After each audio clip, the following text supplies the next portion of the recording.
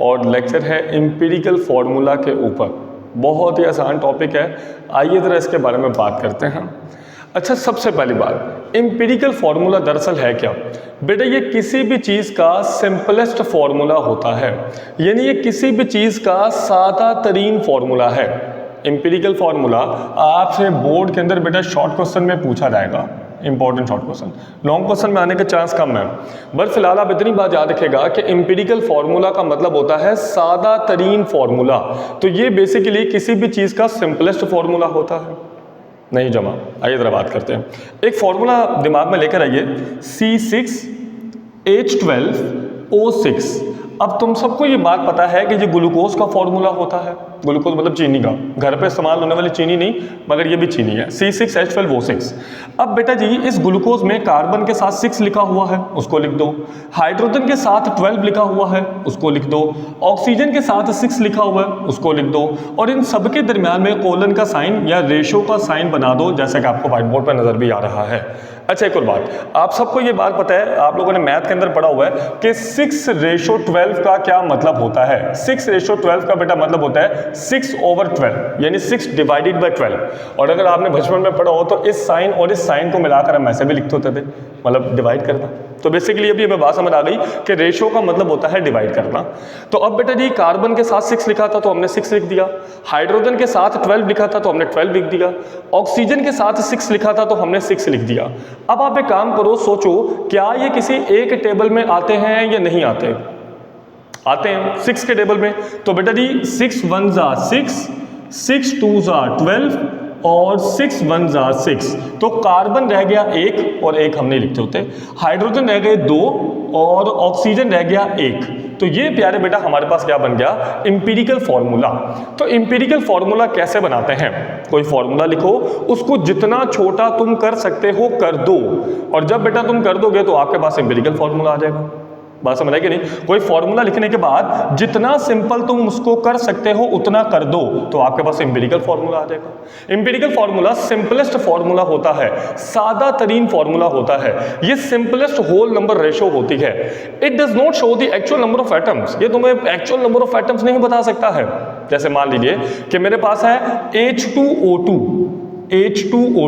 ये बेटा होती है हाइड्रोजन पेरोक्साइड, और ये एक बहुत ही बढ़िया डिसइंफेक्टेंट है, जरासीमों को मारता है, पुराने ज़माने में ज़ख्मों पे भी लगाया जाता था। तो ये आप समझ लो ज़ख्मों पे लगाने वाला पानी है और बहुत ही बढ़िया डिसइंफेक्टेंट है, जरासीमों को मारता है।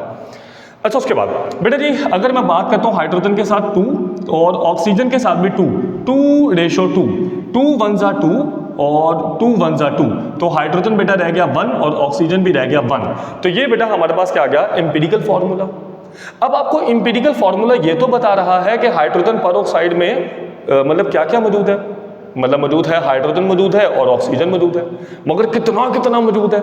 2 हाइड्रोजन 2 ऑक्सीजन, ये नहीं बता रहा। तो एम्पिरिकल फार्मूला आपको ये तो बता सकता है कि किसी फार्मूले में कौन कौन सी चीज़ मौजूद है, जैसे हाइड्रोजन मौजूद है, ऑक्सीजन मौजूद है, मगर कितना कितना मौजूद है ये नहीं बता पा रहा। मतलब ये तो बता रहा है दोनों बराबर हैं, जितने भी हैं बराबर हैं, हाइड्रोजन भी अगर 2 हैं तो ऑक्सीजन भी 2 ही होगा, मतलब बराबर है, इसी को तो हम रेशो बोल रहे हैं। अच्छा, फिलहाल बस आप इतनी बात याद रखना कि एम्पिरिकल फार्मूला आपको ये तो बता सकता है कि किसी चीज़ में कौन कौन से एटम्स मौजूद हैं, मगर कितने कितने मौजूद हैं, 10 हैं, 12 हैं, 14 हैं, वो आपको नहीं बताता है।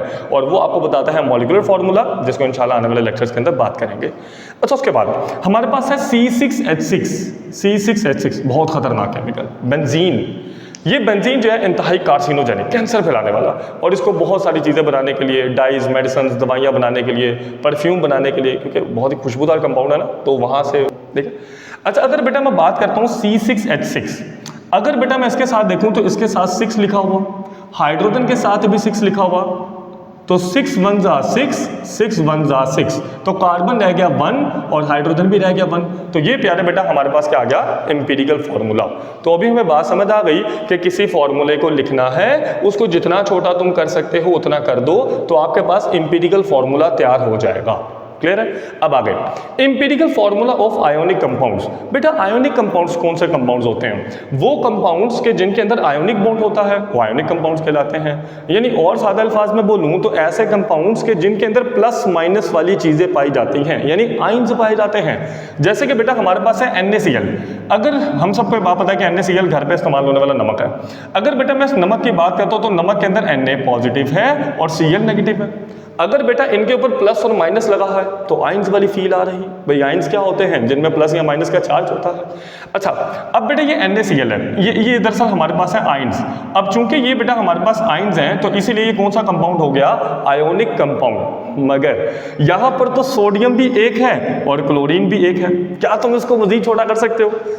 अरे ये तो ऑलरेडी सिंपलेस्ट फॉर्म में लिखा हुआ है, इसको मजीद कम किया नहीं जा सकता है। तो याद रखिएगा आयोनिक कंपाउंड्स जितने भी होते हैं वो ऑलरेडी इंपीरिकल फार्मूला की फॉर्म में ही लिखे जाते हैं, उनको मजीद कम या मजीद छोटा या मजीद सिंपल नहीं किया जा सकता है। जैसे बेटा हमारे पास एक और है CaF2 कैल्शियम फ्लोराइड। अब अगर आप गौर से देखो तो इसमें प्लस और माइनस वाले चार्ज हैं, मतलब अगेन ये भी एक आयनिक कंपाउंड है। अब अगला स्टेप बेटा जी, यहाँ पर अगर हम कैल्शियम बात करते हैं तो कैल्शियम 1 और फ्लोरीन 2 हैं, तो 1:2। क्या इनको मजीद कम कर सकते हो? क्या ये किसी एक ही टेबल में जा सकते हैं? नहीं। तो इसका मतलब ये है कि ये भी दरअसल ऑलरेडी सिंपलेस्ट फॉर्म में लिखा हुआ है। अच्छा, उसके बाद KCl पोटेशियम क्लोराइड, पोटेशियम पर पॉजिटिव चार्ज, Cl पर नेगेटिव चार्ज। क्या ये एक आयोनिक कंपाउंड है या फिर नहीं है? हाँ बिल्कुल है। मगर पोटेशियम कितने हैं? 1। क्लोरीन कितने हैं? 1। मजीद कम किया जा सकता है? नहीं किया जा सकता।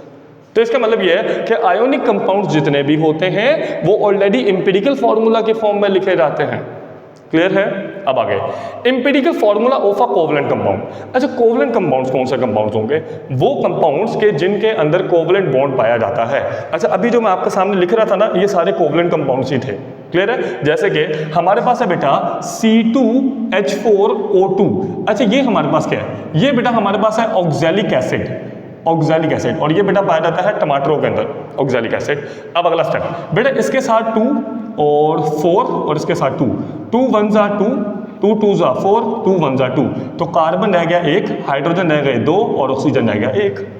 तो इसका मतलब ये है कोवलेंट कंपाउंड्स को तो कम करा जा सकता है, सिंपल किया जा सकता है, मगर सारे नहीं, मोस्टली ज़्यादातर को कम किया जा सकता है, सिंपल किया जा सकता है। तो याद रखिएगा कोवलेंट कंपाउंड्स के तो इंपीरिकल फार्मूला निकल सकते हैं, मगर आयोनिक कंपाउंड्स के इंपीरिकल फार्मूला नहीं निकल सकते। बढ़िया समझ आया कि नहीं? याद रखिएगा आयोनिक कंपाउंड्स के इंपीरिकल फार्मूला नहीं होते, ऑलरेडी इंपीरिकल फार्मूला की फॉर्म में लिखे होते हैं, उनके क्या ही निकालोगे भाई, और इनके इंपीरिकल फार्मूलास निकाले जा सकते हैं। अच्छा, इंपीरिकल फार्मूला हमें समझ तो आ गया, मगर इसके इस टॉपिक के कुछ लिमिटेशंस हैं। वो क्या है? जैसे कि does not show the actual number of atoms. Empirical formula आपको एक्चुअल नंबर ऑफ एटम्स थोड़े बता रहा है, मतलब बता रहा है कि कौन कौन से एटम मौजूद हैं, किस किस रेशो में मौजूद हैं, मगर ये नहीं बता रहा कि कितने कितने मौजूद हैं, नहीं बता रहा। उसके बाद different compounds can have the same empirical formula. बहुत टेक्निकल पॉइंट कि बेटा जी डिफरेंट कंपाउंड्स जो होते हैं उनका इंपीरिकल फार्मूला सेम होता है, हो सकता है। जैसे कि हमारे पास है C6H6, ये बेटा मैंने अभी बताया था कि बेंजीन है, ठीक है, और खुशबूदार है, परफ्यूम वगैरह बनाने के लिए भी इस्तेमाल किया जा सकता है। अगर बेटा मैं बात करता हूँ C6H6 की, तो कार्बन के साथ 6, हाइड्रोजन के साथ भी 6, इसको छोटा करें, 6 1 जा 6, 6 1 जा 6, तो कार्बन रह गया 1, हाइड्रोजन भी रह गया 1। तो बेंजीन का इंपीरिकल फार्मूला CH होता है। अच्छा, अगला स्टेप बेटा हमारे पास है C2H2, ये हमारे पास क्या है? ये एसिटाइलिन है, एसिटाइलिन का फार्मूला। एसिटाइलिन क्या है? ये बेटा वो गैस है जो वेल्डिंग करने के लिए इस्तेमाल होती है, तो ये एसिटाइलिन गैस, एसिटाइलिन। अब बेटा जी इसके साथ लिखा हुआ है 2, हाइड्रोजन के साथ भी 2, तो 2 1 जा 2, 2 1 जा 2, कार्बन रह गया 1, हाइड्रोजन भी रह गया 1। समझे?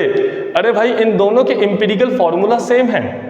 अब अगर मैं आपको CH लिख के दे दूँ तो तुम परेशान हो जाओगे, सर क्या ये बेंजीन है या एसिटाइलिन है? यही दिक्कत तो साइंटिस्ट को है कि भाई अगर इंपीरिकल फार्मूला के फॉर्म में चीज़ों को लिख दिया जाए तो हमें पता ही नहीं चलता कि ये चीज़ है कौन सी है। यानी पॉसिबल है कि ये एसिटाइलिन हो, या ये भी पॉसिबल है कि ये बेंजीन हो। अगला स्टेप बेटा जी अभी आपने देखा था C6H12O6, ये था ग्लूकोज, और C2H4O2, और ये था बेटा हमारे पास ऑक्सैलिक एसिड, अभी आपने देखा था। अब अगर बेटा मैं दोनों को छोटा करूं, 6:12:6 और यहाँ पर 2:4:2। अगला स्टेप 6 1 जा 6, 6 2 जा 12, 6 1 जा 6, तो कार्बन रह गया 1, हाइड्रोजन रह गए 2, ऑक्सीजन रह गया 1।